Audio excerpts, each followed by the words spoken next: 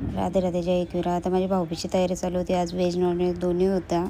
भाजी वगैरे आधी करून घेतली मी. पालक पनीर, पैठा, डाल फ्राय देवाला नैवेद्य दाखवला. अर्धी सुरमई फ्राय केली, अर्धी कटचा रस्सा केला, पापलेट फ्राय केले, वच्चीची कालजी उकरून घेतली ती पण फ्राय केली, सगळ्या मच्छ्या तळून घेतल्या, कोलब्या केल्या, सुरमईचा रस्सा घातला, कोंबडा करून घेतला.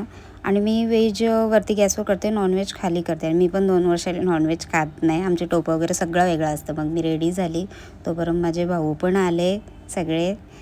मग त्यांचं स्वागत केला मी पण दारात उभा राहून.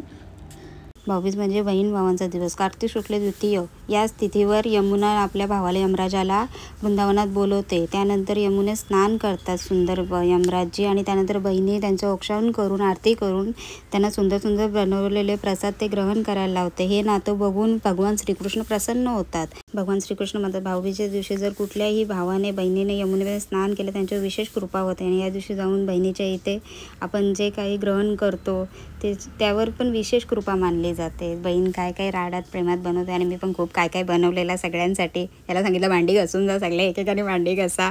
आणि सगळ्यांना मी भांडी घेतलेली. त्यांचा संसार होऊ दे सगळ्यांचा सुखाने. आणि सगळ्यांना फराळ वगैरे दिला आणि सगळे खूप खुश झाले. मला खूप बरं वाटतं. वर्षातून समजा आता एरवी आपण असे बोलवतो, पण वर्षातून येतात सगळे, तर मला खूप आनंद वाटतो. त्या दिवशी सगळ्याही बाय बाय बाय बाय केला आणि सगळी मस्त खुश झालेली. सगळे खुश होऊन गेले, मी पण खुश एकदम. दरवर्षीप्रमाणे यावर्षी पण माझा सगळा मस्त झाला भाऊबीजेचा. आणि मी दरवर्षी त्यांना वेगवेगळं काहीतरी घेते. आणि सगळी कॉमेडी झालेली खाली. आम्ही पण मामाकडे जायला निघाला. आकाशने त्याची बॅग घेतलेली, आम्ही खाली एक फोटोशूट केला आणि मग ती सगळी जायला निघाली.